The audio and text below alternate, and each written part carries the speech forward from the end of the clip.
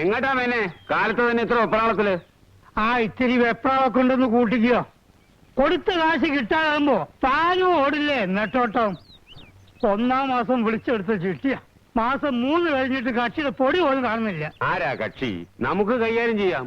ആ ഇസ്മായിലിന് 300 വാങ്ങിച്ചു കൊടുത്താൽ മതി, സംഗതി ക്ലീനാക്കി കൈ തരും.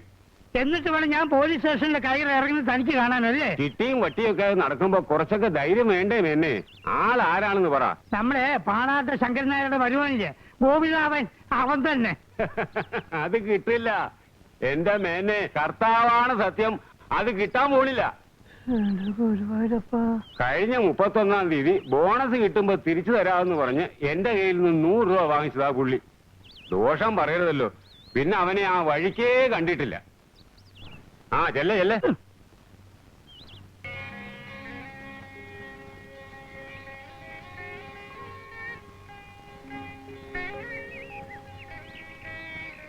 മുത്തശ്ശി ആർക്കൊക്കെ വേണ്ടി പ്രാർത്ഥിച്ചേ?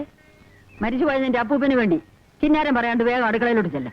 ഞാൻ ഭഗവതിയോട് എന്താ പറഞ്ഞെന്ന് കേൾക്കണോ? എനിക്കൊന്നും കേൾക്കണ്ട. എത്രയും പെട്ടെന്ന് എന്നെ കെട്ടിക്കൊണ്ടു പോവാൻ ഒരാള് വരണേന്ന്. പോകണ്ടേ?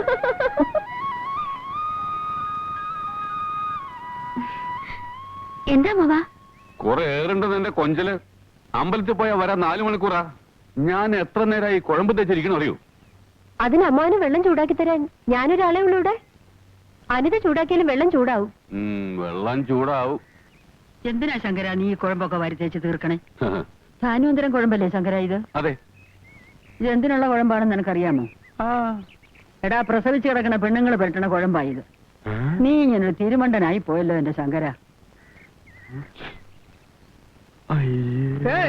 അവനല്ലേ ഇവിടെ? ആരാണോ?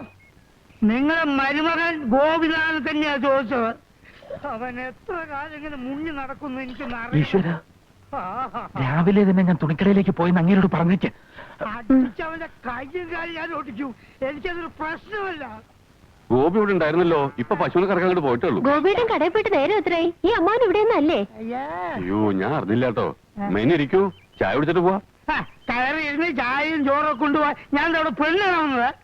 കഴിഞ്ഞ മാസം 3-ാം തീയതി ചിട്ടിയുടെ ഗഡു വരാന്ന് പറഞ്ഞ ഗോപി. പറഞ്ഞിരുന്നോ? ഇല്ല, ഞാൻ തമാശ പറഞ്ഞല്ലേ. അപ്പൊ എത്തിച്ചുണ്ടാവും. എന്നാല് ഈ എണ്ണയും തേച്ചിട്ട് ഒരുമാതിരി കണവുണ വർത്താൻ പറഞ്ഞിട്ടല്ലോ. എനിക്ക് എന്റെ സ്വഭാവം തന്നെ പിടിക്കാത്തതാ. പണം മേടിച്ച് ഞന്നല്ലാതെ അത് തിരിച്ചു കൊടുക്കണമെന്ന് വല്ല വിചാരമുണ്ടോ നിങ്ങളെ മോനെ? അവൻ വന്നാ ഞാൻ പറയാം. കാലത്ത് തന്നെ വീട്ടിന്റെ മുമ്പിൽ വന്ന് ഇന്നൊന്നും പറയരുത്. അവനെ ഞാൻ എവിടെയെങ്കിലും ഇട്ട് പിടിച്ചോളാം. ഇത് മേന്ന ഇവനെക്കാളും വലിയ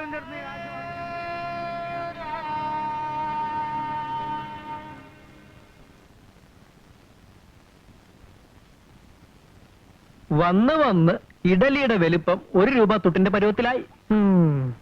എന്നെ കൊണ്ടൊന്നും പറയിക്കണ്ട. എങ്ങനെ ഇതെങ്കിലും ഇവിടെ എത്തുന്നെന്ന് നീ ആലോചിച്ചിട്ടുണ്ടോ? എന്റെ കുട്ടി ഒരു തമാശ പറഞ്ഞതല്ലേ, അല്ല നീ ഞാൻ ദേഷ്യപ്പെട്ടാലോ? തമാശ. ജാനകി, എന്റെ കുഴമ്പ് തീർന്നു. ഗോപിയോട് പറഞ്ഞില്ലേ നീ? ഇല്ല, രാവിലെ മേൻ ഇവിടെ വന്ന് കാട്ടിയ പരാക്രമം ഏട്ടന് കണ്ടതല്ലേ. എന്തിനാ ശങ്കര നീ ഈ കുഴമ്പൊക്കെ വരുത്തേച്ച് തീർക്കണേ? അമ്മേ, അത് ആകെ ഒരു വേദന. വേദന ഒക്കെ തോന്നല. കഴിഞ്ഞ ആഴ്ചയാ 100 രൂപയുടെ എണ്ണയും കുഴമ്പും വാങ്ങിയത്. അത് തീർത്തു നീ. മുത്തശ്ശിക്ക് കുഴമ്പ് വാങ്ങണം, അതും ഇന്ന് തന്നെ വേണം. അത്രയല്ലേ ഉള്ളൂ. ഞാൻ ഏറ്റു കാര്യം. എന്തിനാ എന്റെ കുട്ടി നീ ഈ നാട്ടുകാരോട് മുഴുവൻ കടം വാങ്ങുന്നേ? കാലത്ത് തന്നെ അവര് വന്ന് പറയുന്ന വേണ്ടാതിനൊക്കെ ഈ അമ്മയെ കൂടെ കേൾപ്പിക്കണോ? മുത്തശ്ശി ആശുപത്രി കിടന്നപ്പോ പിടിച്ച ചിട്ടിയാ. അമ്മയ്ക്ക് അറിയാലോ, കൃത്യസമയത്ത് അടയ്ക്കാൻ പറ്റില്ലെന്നുള്ളത് ശരിയാ. ഇവിടത്തെ കാര്യങ്ങളൊക്കെ നോക്കാൻ അല്ലെങ്കിലും ഞാനൊരാൾ മാത്രമല്ലേ ഉള്ളൂ. വായു പിന്നെയും കോപിച്ചിരിക്കണോ എന്റെ ഗോപി? ആ നാണുവൈദ്യരുടെ ഗുളിക കെട്ടിരുന്നെങ്കിൽ അവനൊന്ന് പിടിച്ച് കെട്ടായിരുന്നു. പിടിച്ചു കെട്ടണ്ട, അതങ്ങ് തുറന്നു വിട്ടാ മതി. ജാനകി,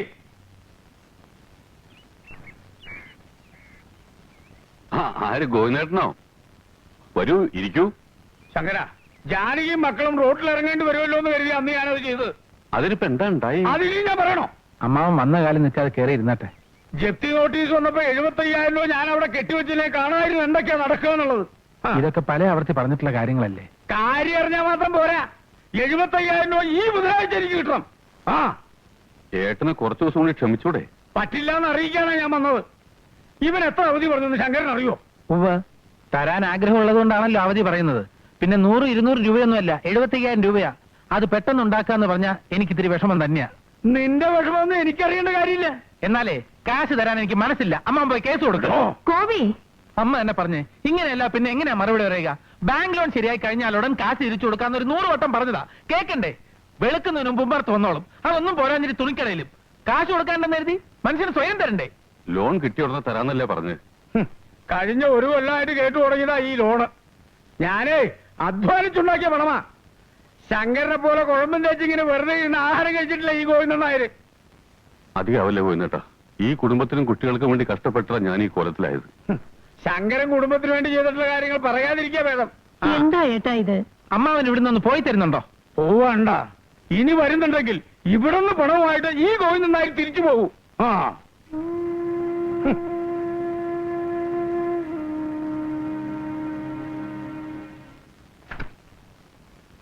ആ ജാനകിയെ ഒറ്റൊരുത്തി ഓർത്തിട്ടാ ഇത്രയും കാലം ഞാൻ മിണ്ടാണ്ടിരുന്നത്.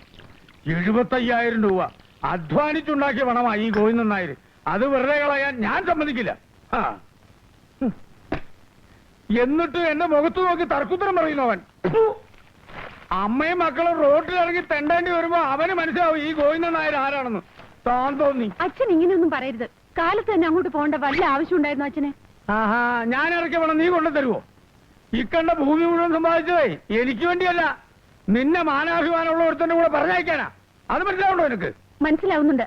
അച്ഛൻ എന്നും പറയാറുള്ളതല്ലേ, എന്നെ ഒരുത്തന്റെ കൂടെ പറഞ്ഞു വിടാൻ അച്ഛൻ ഇത്രയേറെ സമ്പാദിക്കൊന്നും വേണ്ട. അത് ഞാൻ തീരുമാനിച്ചോളാം. പാണാട്ട് ഗോവിന്ദൻ നായരുടെ മകളെ എങ്ങനെ കെട്ടിച്ചേക്കണമെന്ന് എനിക്കറിയാം. ഇങ്ങോട്ട് നോക്കിയേ. നിന്റെ മനസ്സിൽ വേറെ വല്ല വിചാരം ഉണ്ടെങ്കിലേ ഞാൻ ജീവിച്ചിരിക്കുന്നിടത്തോളം കാലം അത് നടക്കില്ല. എന്റെ മനസ്സിൽ ഇപ്പൊ 10 മണിക്ക് മുമ്പ് സ്കൂളിൽ എത്തണമെന്ന് വിചാരമുള്ളൂ. ഇതിലും ചമ്മന്തി മേശപ്പുറത്ത് മൂടി വെച്ചിട്ടുണ്ട്.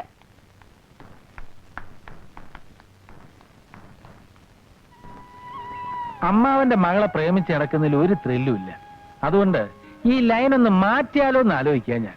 ഈയിടെയായി എനിക്കും അത് തോന്നി തുടങ്ങിയിട്ടുണ്ട്. വള്ളി നിക്കറ് വിട്ട് നടക്കാൻ തുടങ്ങിയ കാലം മുതൽ കാണുന്നല്ലേ. അതുകൊണ്ട് എനിക്കും ഭയങ്കര ബോറടി. ഇനി മിക്കവാറും എന്റെ കുട്ടിക്ക് ബോറടിക്കേണ്ടി വരില്ല. കാരണം കല്യാണം കഴിഞ്ഞാൽ ദിവസവും നിന്റെ തന്തപ്പടിയായിട്ട് കയ്യാങ്കളി വേണ്ടി വരും. അതുകൊണ്ട് നമ്മുടെ പ്രണയം അകാല ചരമം പ്രാപിക്കാനാണ് സാധ്യത. വിവരമൊക്കെ ഞാൻ അറിഞ്ഞു.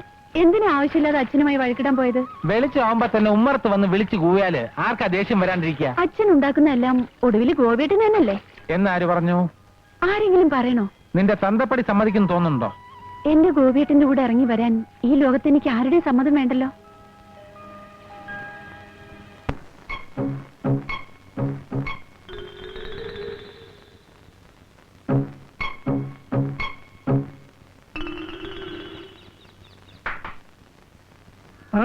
വരണം, ഒരു കാര്യം പറയുവാനുണ്ട്.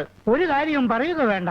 അങ്ങനെയല്ല, പിന്നെ എങ്ങനെയാ? ഇപ്പോൾ മനസ്സിൽ വിചാരിച്ചിരിക്കുന്നതായ കാര്യം നടക്കുമോ ഇല്ലയോ എന്നുള്ള കാര്യം പറഞ്ഞു തരാം. ശത്രുദോഷം ശരിക്കുമുണ്ട്. ശത്രുവിനെ വകവരുത്തുവാനുള്ള പരിഹാര മാർഗവും പറഞ്ഞു തരാം. വരണം. ശത്രുവിനെ വകവരുത്താനുള്ള രേഖ എന്റെ കയ്യിൽ തന്നെ ഉണ്ട്. അമ്മാവിന്റെ മോന്റെ കണ്ണ് രണ്ട് ഞാൻ ചൂന്നെടുത്ത് കളയും. എന്റെ കയ്യിലൊന്ന് കിട്ടട്ടെ കേട്ടാ. അത് ഞാൻ നോക്കിക്കോളാം. നിന്റെ സഹായമൊന്നും വേണ്ട. സ്വന്തം ശത്രു അരികിൽ തന്നെ ഉണ്ട്. വരണം, പറഞ്ഞു ശത്രു തരാം. നീ തന്നെയാടാ എന്റെ ശത്രു. പോ. വേണ്ടേ? ഹലോ, വരണം, ഒരു കാര്യം പറയുവാനുണ്ട്. സാറിന്റെ മുഖലക്ഷണത്തെ കുറിച്ച് പറയുവാണെങ്കിൽ വളരെ സത്യസന്ധനാണ്. ആ കണ്ണുകൾ വലിയ ഭാഗ്യവാന്റെ ലക്ഷണമാണ്. ഏതോ ഒരു അപകടസന്ധിയിൽ നിന്നും രക്ഷപ്പെട്ടു വരികയാണെന്ന് കണ്ടാൽ അറിയാം. വരണം, പറയുവാനുണ്ട്. നല്ല ഐശ്വര്യമുള്ള മൂക്കാണ്. ജോൺ എഫ് കെന്നഡിക്കും ജവഹർലാൽ നെഹ്റുവിനും ഇതേ മൂക്ക് തന്നെ ആയിരുന്നു. വിശ്വപ്രസിദ്ധനാവും. അറച്ചു നിൽക്കാതെ മടിച്ചു നിൽക്കാതെ വരണം. ഐശ്വര്യമായി ഒരു ദക്ഷിണ വെക്കണം. മുരുക ഭഗവാനെ, ഗുരുവായൂരപ്പ. തൽക്കാലം ഇത് മതിയാവും. പറയുന്നത് മുഴുവനും സത്യസന്ധമാണെങ്കിൽ സാർ 100 രൂപ എനിക്ക് സമ്മാനം തരണം. ഭഗവാനെ, ഇനി ആ കൈയൊന്ന് കാണട്ടെ. വിവാഹിതനല്ല. അല്ല, അടുത്ത് തന്നെ ഉണ്ടാവും. ഉത്തരങ്ങൾ വേണ്ട, ഞാൻ പറയുന്നത് കേട്ടാൽ മതി. നിങ്ങൾ ഇപ്പോൾ ചെയ്തുകൊണ്ടിരിക്കുന്നതായ ജോലി അധികനാൾ ചെയ്യേണ്ടി വരില്ല. അയ്യോ, അപ്പൊ മുതലാളി എന്നെ ജോലിന്ന് പറഞ്ഞു വിടുവോ? അയ്യോ, അതല്ല സാർ, നല്ല ഐശ്വര്യമുള്ള കൈയാണ്. കോടി ജനങ്ങളിൽ ഒരാൾക്ക് മാത്രമേ ഇത്തരം രേഖയുണ്ടാവൂ. ആ, രാജയോഗമാണ്. സവാരി ആനപ്പുറത്താവും. ജനങ്ങളെ ഭരിക്കുവാനുള്ള അധികാര പദവിയിലെത്തും. എന്താ പറഞ്ഞത്? ഒന്നുകൂടെ പറയൂ. അതെ, പാണാവള്ളി കൃഷ്ണപ്പണിക്കരെന്ന ഞാൻ പറയുന്നു. ലോട്ടറി എടുക്കാറുണ്ടോ? ഇല്ല. എന്നാ എടുക്കണം. ഓ, കോടീശ്വരനാകാനുള്ള യോഗം കാണുന്നുണ്ട്. കോടീശ്വരൻ.